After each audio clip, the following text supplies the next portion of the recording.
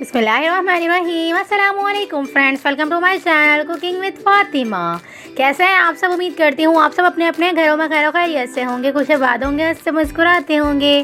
तो आज मैं आपके साथ शेयर करने जा रही हूँ ढाबा स्टाइल बग़ैर प्याज के झटपट से बन जाने वाली मज़ेदार सी माश दाल रेसिपी।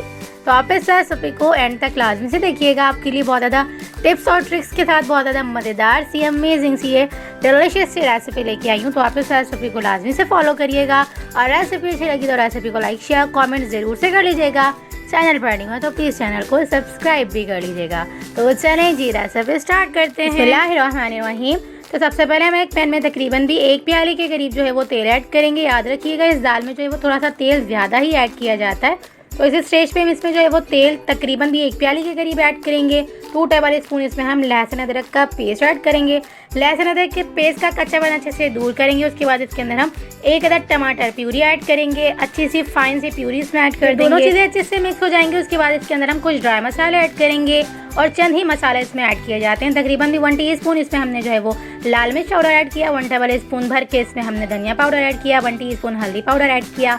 1 टीस्पून भुना कुटा जीरा ऐड किया और 1 टीस्पून इसमें हमने नमक शामिल किया। और इन तमाम को अच्छे से मिक्स करेंगे। मिक्स करने के बाद कुक होने के लिए अच्छे से भुनने के लिए ढक्कन ढक के अच्छे से जो है वो 2 से 3 मिनट तक छोड़ देंगे ताकि मसाला अच्छे से भुनने के लिए रेडी हो जाए। तो देखिए जी 2 से 3 मिनट हो चुके हैं। मसाला हमारा बहुत ज़्यादा अच्छी तरह से जो है वो भुन चुका है, अच्छी तरह से जो है वो कुक हो चुका है मसाला। तो अब हम इसे स्टेज पे इसमें चम्मच 2-3 बार हिलाएंगे। उसके बाद देख सकते हैं आप ग्रेवी कितनी अच्छी तरह से बन के आ चुकी है।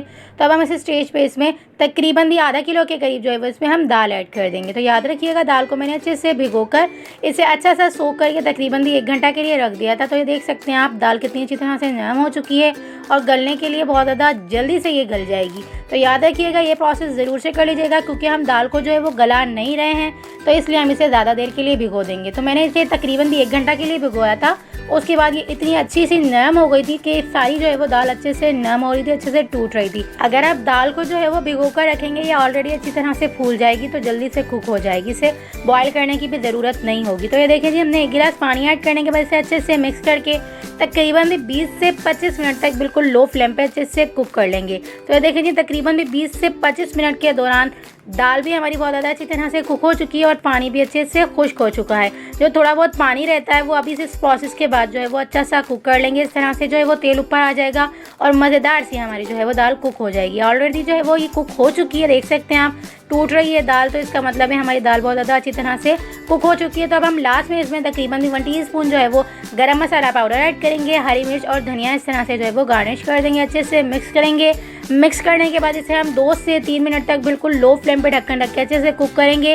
तो इस तरह से जो थोड़ा बहुत भी रहा हुआ पानी है वो अच्छे से खुश्क हो जाएगा और तेल इसका ऊपर आ जाएगा। तो इसका मतलब है हमारी जो है वो दाल बहुत ज़्यादा अच्छी तरह से बहुत ज़्यादा मज़ेदार सी जो है वो बन के रेडी हो चुकी है। यानी कि हमारी माश दाल फ्राई ढाबा स्टाइल बन के रेडी हो चुकी है। मैंने आपको बगैर प्याज के मज़ेदार सी झटपट से बन जाने वाली मज़ेदार सी डिलीशियस सी जो है वो माश दाल ढाबा स्टाइल फ्राई बनाने की रेसिपी दी है। तो आप इस रेसिपी को लाजमी से ट्राई करिएगा और रेसिपी अच्छी लगी तो रेसिपी को एक थम्स अप ज़रूर से दीजिएगा। तो ये देख सकते हैं आप ढक्कन ढक के हमने तकरीबन भी 2 से 3 मिनट तक कुक किया। तो ये देख सकते हैं आप तेल कितनी अच्छी तरह से ऊपर आ चुका है और पानी भी अच्छे से खुश्क हो चुका है। तो ये देखें जी चम्मच से हम इसे हिलाएंगे। तो ये देखें जी बेहतरीन से हमारी जो है वो माश दाल अच्छे से फ्राई हो चुकी है, अच्छे से कुक हो चुकी है। और अब हम इसे जो है वो डिश आउट कर लेंगे। तो फ्लेम को हम ऑफ कर देंगे और देख सकते हैं आप दाल हमारी कितनी अच्छी तरह से जो है वो कुक हो चुकी है बगैर बॉईल किए और बगैर इसमें जो है वो प्याज ऐड किए। हमने बहुत ज़्यादा मज़ेदार सी डिलीशियस सी माश दाल रेसिपी बना के रेडी की है झटपट तरीके से।